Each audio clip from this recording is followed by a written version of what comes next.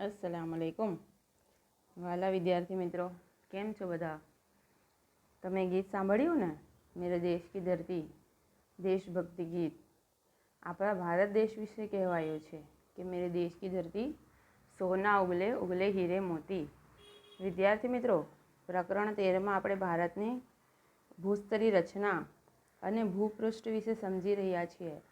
ત્યારે આપણને આપણા દેશ માટે ગૌરવ થવાનું જ છે. ચાલો વિદ્યાર્થી મિત્રો, હવે આપણે પાર્ટ 13માં ભારતના પાડોશી રાજ્યો અને ભારતના જ રાજ્યો તથા કેન્દ્ર શાસિત પ્રદેશોની માહિતી લઈએ. વિદ્યાર્થી મિત્રો, તમે જાણો છો કે ભારત દેશ વિશ્વનો 7મા નંબરનો મોટો દેશ છે અને તેનાથી 6 જેટલા દેશો મોટા છે. આ માહિતી તો તમે લઈ લીધી. હવે આપણે જોઈએ કે ભારતના જ કેટલા રાજ્યો છે અને કેટલા કેન્દ્ર શાસિત પ્રદેશો છે. વિદ્યાર્થી મિત્રો, તમને તમારી પાઠ્યપુસ્તક મળી જ ગઈ છે અને તેમાં 29 રાજ્યો અને દિલ્હી જે દેશની રાજધાની છે તથા 6 કેન્દ્રશાસિત પ્રદેશોનો સમાવેશ થાય છે. પરંતુ ભારતના બંધારણ અનુસાર 2019ની સાલમાં એક જરૂરી સુધારો કરીને ભારતના રાજ્યોની સંખ્યા ઘટાડીને 28 કરી દેવામાં આવી છે અને જમ્મુ અને કાશ્મીર કે જે પહેલાં એક રાજ્ય તરીકે સ્થાન ધરાવતો હતો તેમાંથી 2 કેન્દ્રશાસિત પ્રદેશો જમ્મુ કાશ્મીર અને લદ્દાખ એ 2 કેન્દ્રશાસિત પ્રદેશોનું નિર્માણ થયું છે. પરંતુ આપણી પાઠ્યપુસ્તક જૂની છે, તેમાં હજી સુધી સુધારો થયો નથી, એટલે આપણે પાઠ્યપુસ્તક પ્રમાણે ચાલીશું. ત્યાં સુધી આપણે જે ચોપડીમાં છે તે મુજબ જ જોઈશું. પરંતુ તમારી જનરલ નોલેજ માટે ભારતમાં હવે 28 રાજ્યો છે. 2020ની સાલમાં હવે ભારતમાં 28 રાજ્યો છે અને 9 જેટલા કેન્દ્રશાસિત પ્રદેશો છે. 9 કેન્દ્રશાસિત પ્રદેશોમાં આપણે પુડુચેરી, ન્યૂ દિલ્હી કે જે આપણા દેશની રાજધાની પણ છે, લક્ષદ્વીપ કે જે અરબ સાગરમાં આવેલો એક ટાપુ છે ભારતનો, લદ્દાખ અને જમ્મુ કાશ્મીર કે જેનું નિર્માણ ગયા વર્ષે થયું છે, ચંદીગઢ કે જે પંજાબ અને હરિયાણા બંનેની રાજધાની બનેલી છે, દાદરા નગર હવેલી કે જે ગુજરાત પાસે આવ્યા છે, દમણ અને દીવ એ પણ કેન્દ્રશાસિત પ્રદેશ છે અને છેલ્લે આંદામાન તથા નિકોબાર ટાપુઓ કે જે પણ બંગાળાની ખાડીમાં આવેલા ભારતના અંતિમતમ છેડાઓ છે. તો આટલા 9 જેટલા કેન્દ્રશાસિત પ્રદેશો છે. એ સિવાય ભારતમાં તમને અલગ અલગ રાજ્યો જોવા મળશે. જેમ કે પહેલાં તો જમ્મુ કાશ્મીર રાજ્ય હતું, હવે તે કેન્દ્રશાસિત પ્રદેશો બની ગયા છે. એ સિવાય હિમાચલ પ્રદેશ, પંજાબ, રાજસ્થાન, ગુજરાત, ઉત્તરાખંડ, ઉત્તર પ્રદેશ, મધ્યપ્રદેશ, મહારાષ્ટ્ર, કર્ણાટક, કેરળ, તમિલનાડુ, આંધ્રપ્રદેશ, તેલંગાણા. વિદ્યાર્થી મિત્રો, તેલંગાણા એ ભારતમાં તૈયાર થયેલું યા બનેલું છેલ્લામાં છેલ્લું રાજ્ય છે કે જેની સ્થાપના 2 જૂન 2014ના રોજ થઈ હતી. એક રાજ્ય તરીકેને દરજ્જો મળ્યો છે અને તે આંધ્રપ્રદેશમાંથી છૂટો થયો છે. તેલંગાણા પછી જોઈએ છત્તીસગઢ, ઓડિશા, ઝારખંડ, બિહાર, પશ્ચિમ બંગાળ અને એ સિવાય સિક્કિમ. આટલા બધા રાજ્યો છે જ. હવે આપણે જોઈશું કે પૂર્વ ભારતમાં 7 સિસ્ટર તરીકે 7 રાજ્યો તરીકે જે ફેમસ થયા છે, 7 બહેનો તરીકે, 7 સિસ્ટર એટલે 7 બહેનો તરીકે એ રાજ્યો ઓળખાય છે. તેમાં આવશે અરુણાચલ પ્રદેશ, અસમ, મેઘાલય, નાગાલેન્ડ, મણિપુર, મિઝોરમ અને ત્રિપુરા. તો વિદ્યાર્થી મિત્રો, તમે તમારી પાઠ્યપુસ્તકમાં પણ આ નકશાને જોઈ શકો છો અને તેનો વધુમાં વધુ અભ્યાસ કરી શકો છો, જેનાથી તમે જ્યારે પણ નકશાની વિગતો ભરશો તો ત્યારે તમને આ રાજ્યો કામ લાગશે. વિદ્યાર્થી મિત્રો, આ સાથે જ આપણે પાડોશી દેશોને પણ લઈ લઈએ. તો જ્યાં મેં રાઉન્ડ કર્યા છે ત્યાંથી આપણે પાડોશી દેશોની શરૂઆત કરીએ. પ્રથમ આપણે વાયવ્ય સરહદ પાકિસ્તાન તરફથી શરૂઆત કરીએ. ભારતની વાયવ્ય દિશામાં પાકિસ્તાન આવેલું છે. એ ભારતનો સૌથી પહેલો પાડોશી દેશ. એના પછી અફઘાનિસ્તાન. વિદ્યાર્થી મિત્રો, એમ જોતા તો અફઘાનિસ્તાન સાથે આપણી કોઈ સરહદ મિસ નથી થતી, પરંતુ તમે ધ્યાનથી જોશો તો તમને એ અફઘાનિસ્તાનની જમ્મુ કાશ્મીર સાઈડેથી થોડી સરહદ મિસ થતી દેખાશે. એ સિવાય ચીન, નેપાળ, ભૂતાન, મેઘાલય તથા મ્યાનમાર એ પણ આપણા પાડોશી દેશો છે. તો વિદ્યાર્થી મિત્રો, આટલા પાડોશી દેશો અને એ સિવાય આપણે શ્રીલંકા તથા હિન્દ મહાસાગરમાં આવેલા માલદીવ એને તો આપણે ભૂલવું જ જોઈએ નહીં. તો આ રીતે વિદ્યાર્થી મિત્રો આપણા જેટલા પણ પાડોશી દેશો છે એની આપણે માહિતી લીધી. હવે આપણે જોઈશું હિન્દ મહાસાગરમાં આવેલા આપણા ટાપુઓ વિશે. તો વિદ્યાર્થી મિત્રો, બે દેશો એવા છે શ્રીલંકા અને માલદીવ કે જે આપણા સમુદ્ર કિનારે હિન્દ મહાસાગરમાં આવેલા દેશો છે, દક્ષિણ ભારતમાં સમુદ્ર કિનારે આવેલા. ભારત અને શ્રીલંકા પાલ્કની સામુદ્ર ધોની સાથે જોડાયેલા છે અને મન્નારના અખાતથી અલગ પડે છે. વિદ્યાર્થી મિત્રો, તમને લાગશે કે શ્રીલંકા અને ભારત જોડાયેલા છે, પરંતુ તે વચ્ચે સામુદ્ર ધોની આવેલી છે અને મન્નારનો અખાત છે, જેનાથી બંને દેશો અલગ પડે છે. અને તે સિવાય અરબ સાગરમાં આવેલું છે ભારતનો લક્ષદ્વીપ ટાપુ તથા બંગાળાની લક્ષદ્વીપ ટાપુ છે જે અરબ સાગરમાં છે, જે ગુજરાત સાઈડે પડે છે, અને બંગાળાની ખાડીમાં બંગાળાના ઉપસાગરમાં આવેલું છે અંદમાન નિકોબાર ટાપુ. અને અંદમાન નિકોબાર ટાપુનો પણ જે દક્ષિણતમ છેડો છે ઇન્દિરા પોઈન્ટ એનો છેલ્લો ટાપુ હતો કે જે 2004ની સાલમાં જ્યારે સુનામી આવેલું. વિદ્યાર્થી મિત્રો, સુનામી શબ્દથી તમે માહિતગાર હશો જ. સુનામી કુદરતી આપત્તિ હતી. દરિયામાં જ્યારે ભૂકંપ સર્જાય એ ભૂકંપથી વિશાળ મોજા ઉદ્ભવે અને તે દરિયા કિનારે જઈને પછડાય, એ સુનામી તરીકે ઓળખાય. તો એ સુનામીની અંદર આ અંદમાન નિકોબારનો જે છેલ્લો ટાપુ હતો ઇન્દિરા પોઈન્ટ કરીને, તે વિલુપ્ત થઈ ગયો છે, યા તો જળમગ્ન થઈ ગયો છે, દરિયામાં ડૂબી ગયો છે. હવે તેનું અસ્તિત્વ જોવા મળતું નથી. હવે વિદ્યાર્થી મિત્રો, આપણે વાત કરીશું ભારતની ભૂસ્તરીય રચના. ભારતના વર્તમાન ભૂપૃષ્ઠનું સ્વરૂપ પૃથ્વીની ભૂસંચલન પ્રક્રિયા અને બાહ્ય હલનચલનનું પરિણામ છે.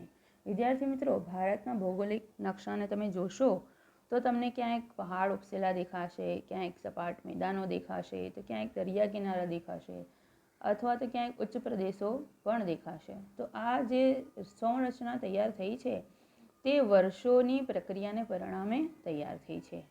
આ બંને પરિબળોની વિનાશક અને રચનાત્મક બંને અસરો જોવા મળે છે. ક્યારેક કુદરતની જે હલનચલન ભૂસંચલનની પ્રક્રિયા છે એના લીધે વિનાશ પણ નોતરી જાય છે, અને ક્યારેક નવા ગેડ પર્વતોનું નિર્માણ પણ થઈ જતું હોય છે. વિદ્યાર્થી મિત્રો, આ જે તમે પડ જોઈ રહ્યા છો યા તો ભૂમિનો હિસ્સો જોઈ રહ્યા છો, એમાં નીચેનો જે પીળો હિસ્સો છે એને એસ્થેનોસ્ફિયર કહેવામાં આવે છે. પૃથ્વીની સંરચના વિશેની માહિતી ઘણી જ રોચક છે. દુનિયા કેવી રીતે બની અને પૃથ્વીના પડ નીચે શું આવેલું છે તે જાણવું એ દરેક વિદ્યાર્થી માટે જિજ્ઞાસાનો વિષય રહેલો છે. પૃથ્વીનો ઉપરનો પોપડો તેની નીચે રહેલા એસ્થેનોસ્ફિયરના અર્ધદ્રવિત ખડકોની ઉપર તરી રહ્યો છે. વિદ્યાર્થી મિત્રો, જ્યારે આપણે ઊભા હોઈએ છીએ ત્યારે તો આપણને અહેસાસ પણ નથી આવતો કે આપણે કોઈ સપાટી ઉપર તરી રહ્યા છે, અને જો આપણે પડી પણ નથી જતા, કારણ કે પૃથ્વી તો ઘણી વિશાળ છે અને તે કોઈ દ્રવ્ય ઉપર દ્રવિત ખડકોની ઉપર તરી રહી છે, જેને એસ્થેનોસ્ફિયર કહે છે. વિદ્યાર્થી મિત્રો, પૃથ્વીના અંદર એસ્થેનોસ્ફિયરનો પડ આવેલો છે, અર્ધદ્રવિત ખડકોનો બનેલો. એની ઉપર લિથોસ્ફિયર નામની પ્લેટ આવેલી છે. વિદ્યાર્થી મિત્રો, પૃથ્વીના પેટાળમાં જે કિરણોત્સર્ગી પ્રક્રિયાઓ થાય છે, યાને કે જ્વાળામુખીઓ ફાટવાના અને વરાળ ઉત્પન્ન થવાના બનાવો બન્યા કરે છે, તેનાથી ગરમી ઉત્પન્ન થાય છે, જે દ્રવિત ખડકોમાં સંવહનિક તરંગો ઉત્પન્ન કરીને ભૂસપાટી તરફ જવાનો પ્રયત્ન કરે છે, યાને કે રસ્તો શોધે છે ઉપર તરફ જવાનો. ભૂકવચ તરફ ઉદ્ભવતા તરંગો દ્વારા ઉપરનું પડ ફાટીને મોટા મોટા ટુકડામાં વિભાજિત થઈ જાય છે. તો વિદ્યાર્થી મિત્રો, જ્યારે એ તરંગો ઉપરની સપાટી તરફ પસાર થવા પ્રયત્ન કરે છે ત્યારે એના પસાર થવાથી જે પૃથ્વીના મોટા મોટા ટુકડા છે, હિસ્સા છે, એ વિભાજિત થઈ જાય છે ટુકડાઓની અંદર. એમનો ખડકોનું નિર્માણ થઈ જાય છે, જેને મૃદાવરણીય પ્લેટ એટલે કે લિથોસ્ફિયર પ્લેટ કહે છે. અને આવી કુલ 7 પ્લેટો આખી પૃથ્વી ઉપર તરી રહી છે. પ્લેટ એટલે તમને થશે કે ચાની રકાબી હોય છે એને પણ આપણે પ્લેટ જ કહીએ છીએ, પરંતુ અહીંયા આપણે પ્લેટનો મતલબ તખતી લઈશું યા રકાબી જેવું જ લઈશું, ડીશ લઈશું. આવી 7 જેટલી પ્લેટો આખી પૃથ્વી ઉપર આવેલી છે. આ લિથોસ્ફિયરની ઉપર જ યા તો જમીન જોવા મળશે, યા દરિયા જોવા મળશે, યા પર્વતો જોવા મળશે. વિદ્યાર્થી મિત્રો, આપણે પણ આ લિથોસ્ફિયરના પડની ઉપર જ રહી રહ્યા છીએ. વિદ્યાર્થી મિત્રો, હવે આપણે વાત કરીશું કે આ જે 7 પ્લેટો છે એમાં સૌથી પહેલાં આવશે પેસિફિક પ્લેટ, બીજી આવશે ઉત્તર અમેરિકન પ્લેટ, જે ઉત્તર અમેરિકા ખંડ આવ્યું છે તે, અને પછી આવશે દક્ષિણ અમેરિકન પ્લેટ, યાની કે જે દક્ષિણ અમેરિકા આવ્યું છે તે. પછી આવશે યુરેશિયન પ્લેટ. યુરેશિયન પ્લેટ એ 2 ખડકોમાં તૈયાર થયેલી છે, યુરોપ અને એશિયા. આ 2 ખડકોથી એ પ્લેટ તૈયાર થઈ હતી. 5મી પ્લેટ છે આફ્રિકન પ્લેટ, એટલે કે જે આફ્રિકા ખંડ છે, તમારી પુસ્તકમાં પણ તમે જોઈ શકો છો. 6ઠ્ઠી પ્લેટ છે ઇન્ડો ઓસ્ટ્રેલિયન પ્લેટ. આ પ્લેટ પણ 2 ખંડોથી તૈયાર થઈ છે, ભારત, ઇન્ડિયા અને ઓસ્ટ્રેલિયા. આ 2 ખંડોથી આ પ્લેટનું નિર્માણ થયેલું છે. અને 7મી પ્લેટ છે એન્ટાર્કટિક પ્લેટ, કે જે તમને ખબર જ છે કે ત્યાં કોઈ રહેતું નથી, એ આખી બરફથી તૈયાર થયેલી છે. તો 7 નંબરની આ પ્લેટ છે. આ પ્લેટો ક્યારેક ક્યારેક એકબીજાની નજીક આવે છે અને ક્યારેક ક્યારેક એકબીજાથી દૂર પણ જાય છે. તો આ પ્લેટો જ્યારે એકબીજાથી દૂર થઈ રહી હોય તેને અપસારી પ્લેટ કહેવામાં આવે છે. વિદ્યાર્થી મિત્રો, દ્રવ્યની ઉપર આ પ્લેટો તરી રહી છે, એટલે ભૌગોલિક જે ઘટનાઓ બને છે એના કારણે ક્યારેક આ પ્લેટો એકબીજાથી દૂર સરકીને ચાલી જાય છે. પરંતુ આ પ્રક્રિયા એટલી ધીમી હોય છે કે આપણને સહેજ પણ અહેસાસ થતો નથી. અને જ્યારે વધુ પ્રમાણમાં થઈ જાય ત્યારે ધરતીકંપના આંચકાથી આપણને ખબર પડી જતી હોય છે. જ્યારે કેટલીક પ્લેટો એવી છે કે જે એકબીજાની નજીક આવી રહી છે, જેને અભિસારી પ્લેટ તરીકે કહી શકાય. અપસારી પ્લેટ એટલે અપસરણ અને અભિસારી પ્લેટ એટલે અભિસરણ. યાને કે અપસરણ અને અભિસરણની ક્રિયાથી ભૂપૃષ્ઠ પર સ્તરભંગ અને ગેડીકરણ થયા કરે છે. સ્તરભંગ થવું યાને કે પર્વતો, વિશાળ પર્વતો યા મેદાનોમાં ખાડા પડી જવા, યા તો જમીન ખસી જવી, આ રીતે સ્તરભંગ થયા કરે છે, સ્તરમાં ભંગ થયા કરે છે. અને ગેડીકર યાને કે 2 પ્લેટો નજીક આવી જવાથી વચ્ચેની જમીન ઉપસી જવી, એના લીધે કોઈ નવી જ પર્વતમાળાનું નિર્માણ થવું, જેમ કે હિમાલય. આવા તો ઘણા ગેડ પર્વતો ભારતમાં આવેલા છે. આ પ્લેટની ગતિવિધિઓ થકી લાખો વર્ષ દરમિયાન ભૂમિખંડોના આકારો અને સ્થાન ફેર પણ થયા કરે છે. યાને કે જ્યાં સ્થળ હોય ત્યાં જળ બની જાય છે અને જ્યાં જળ હોય ત્યાં સ્થળ બની જાય છે. વિદ્યાર્થી મિત્રો, શું તમને ખબર છે કે આજે જે હિમાલય તરીકે આપણે જેને ઓળખીએ છીએ એ હિમાલય પર્વતના પહેલાં હજારો વર્ષો પહેલાં ત્યાં તેથીસ નામનો મહાસાગર આવેલો હતો. હા, ભારતની ચારો તરફ મહાસાગરો આવેલા હતા. 3 બાજુ તો દરિયો આપણને દેખાય છે, પરંતુ જે હિમાલય છે ત્યાં પણ તેથીસ નામનું સાગર આવેલો હતો. એકબીજાથી વિપરીત દિશામાં ખસી જવાના આ પરસ્પર પ્રતિક્રિયા જ પૃથ્વીની બધી ભૂકંપનીય અને જ્વાળામુખી ક્રિયાઓ માટે જવાબદાર હોય છે. સરકતી કે ખસકતી આ પ્લેટો જ્યાં એકબીજા સાથે ટકરાય ત્યારે પર્વતનું નિર્માણ બને છે, જેમ કે હિમાલય. અને જ્યારે એકબીજાથી દૂર ચાલી જાય ત્યાં ભૂમિખંડો કે મહાસાગરોની ફાંટોમાં બદલાઈ જાય છે. આ પ્લેટો પર આવેલા ભૂમિખંડો નિરંતર ખસતા રહે છે, તેથી જ આ પ્લેટોને રૂપાંતરિત પ્લેટ પણ કહે છે, એટલે તે સ્થાન બદલ્યા કરે છે. વિદ્યાર્થી મિત્રો, હવે આપણે વાત કરીશું ગોંડવાના લેન્ડ. ભારત કરોડો વર્ષ પહેલાં ગોંડવાના લેન્ડ નામના એક વિશાળ ભૂમિખંડનો ભાગ હતો. આ વિશાળ ભૂમિખંડમાં આજના દક્ષિણ અમેરિકા, આફ્રિકા, ઓસ્ટ્રેલિયા તથા એન્ટાર્કટિકાનો સમાવેશ થતો હતો. જે હમણાં આપણે 7 પ્લેટો વિશે વાત કરી, એ 7 પ્લેટમાંથી 4 પ્લેટો યાની કે દક્ષિણ અમેરિકા, આફ્રિકા, ઓસ્ટ્રેલિયા અને એન્ટાર્કટિકા, આ 4 પ્લેટોનો સમાવેશ ગોંડવાના લેન્ડમાં થતો હતો. પરંતુ જેમ હમણાં આપણે વાત કરી રૂપાંતરિત પ્લેટોની, યાની કે આ પ્લેટો ખસતી રહે છે, કાળક્રમે એમનું સ્થાન બદલાતું રહે છે. તો એ રીતે ગોંડવાના લેન્ડથી બધી પ્લેટો અલગ થઈ ગઈ. અલગ થઈને ઇન્ડો ઓસ્ટ્રેલિયન પ્લેટ ધીમે ધીમે ઉત્તર તરફ ખસવા લાગી. તે ઉત્તર ગોળાર્ધની ઘણી મોટી યુરેશિયન પ્લેટ સાથે લગભગ 5 કરોડ વર્ષ પહેલાં ટકરાઈ. તો આ રીતે એનાથી નવા ખંડો બન્યા. ઇન્ડો ઓસ્ટ્રેલિયન પ્લેટ અને યુરેશિયન પ્લેટના ટકરાવથી તેથી સમુદ્રમાંથી હિમાલયનું નિર્માણ થયું. તો વિદ્યાર્થી મિત્રો, તેથી સમુદ્ર એ હિમાલયના પહેલાં આવેલું એક સમુદ્ર હતું, જેનું હવે કોઈ અસ્તિત્વ નથી, પરંતુ હિમાલયની નીચે તે દટાઈ ગયું છે. એના જગ્યાએ 2 પ્લેટોના અથડાવાથી હિમાલય નામની આખી પર્વતમાળા અસ્તિત્વમાં આવી છે. હિમાલય પર્વત શ્રેણીની દક્ષિણે એક વિશાળ ખીણ બની, જેમાં સમય જતાં ઉત્તર દક્ષિણથી વહેતી નદીઓનો કાંપ ઠલવાયો. આ રીતે હિમાલય અને દ્વીપકલ્પીય ઉચ્ચ પ્રદેશની વચ્ચે અત્યારનો ગંગા નદીનો મેદાની પ્રદેશ બન્યો છે. વિદ્યાર્થી મિત્રો, ભારતની ભૂગોળને જોતાં તમને ખબર પડશે કે જ્યારે હિમાલયનું સર્જન થયું ત્યારે નદીઓ સૌ પ્રથમ ઉત્તર તરફ વહેતી હતી, યાની કે જે પણ નદીઓ હતી એ ઉત્તર દિશા તરફ વહીને તેથી સમુદ્રમાં ઠલવાઈ જતી હતી. પરંતુ હિમાલયનું નિર્માણ થવાથી એ નદીઓએ દિશા બદલી અને તે દક્ષિણ તરફ વહેવા લાગી તથા તેનાથી મેદાની પ્રદેશની રચના થઈ.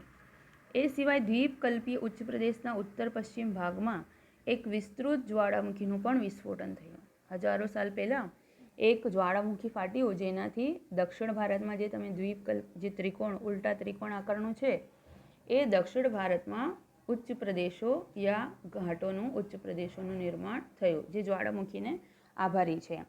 આજે પણ ત્યાંની ભૂમિમાંથી ખનિજો મળી આવે છે, જેથી ઉચ્ચ પ્રદેશનો પશ્ચિમ ભાગ તૂટીને નિમજ્જિત થઈ ગયો અને પરિણામે અરબ સાગરનું નિર્માણ થયું. આ ભૂમિ નિમજ્જનને કારણે જ પશ્ચિમ ઘાટ વધારે સુસ્પષ્ટ થઈ ગયો છે. તો વિદ્યાર્થી મિત્રો, આ રીતે કુદરતી જે ઘટનાઓ બન્યા કરી એના લીધે સ્થળને બદલે જળ અને જળના બદલે સ્થળનું નિર્માણ થયું. આમ વિદ્યાર્થીઓ, ભારતીય ભૂખંડ અનેક વિવિધતાઓથી ભરેલી છે. ઉત્તરમાં ઊંચી વિસ્તૃત પર્વતમાળાઓ આવેલી છે. તેમાં ઉચ્ચ પ્રદેશો, શિખરો અને ઘાટ આવેલા છે. ઉચ્ચ પ્રદેશો ઉચ્ચ ભાગને કહેવાય, શિખરો એના ઉપર ટોચના જે પર્વતો છે એને કહેવાય, અને ઘાટ એટલે આવવા જવાના રસ્તાઓ. ઉત્તર ભાગના મેદાનોમાં ગંગા, યમુના અને બ્રહ્મપુત્ર વિશાળ નદીઓ વહે છે, જે ઘણા બધા દેશોમાં ફેલાયેલી છે. તેના કાંપથી આ કાંપના મેદાનો તૈયાર થયા છે. દક્ષિણનો દ્વીપકલ્પીય પ્રદેશ પ્રાચીનતમ છે, એટલે કે જૂનામાં જૂનો છે. દક્ષિણ ભારતના ઉચ્ચ પ્રદેશની 2 ધાર સ્વરૂપો છે. પૂર્વ અને પશ્ચિમ છેડા ઉપર તટીય મેદાનો પણ આવેલા છે. આમ ભારત અલગ અલગ વૈવિધ્યસભર ભૂપૃષ્ઠ ધરાવે છે. આશા છે કે તમને ભારતના ભૂપૃષ્ઠને જાણવામાં મજા પડી હશે. અલ્લાહ હાફિઝ.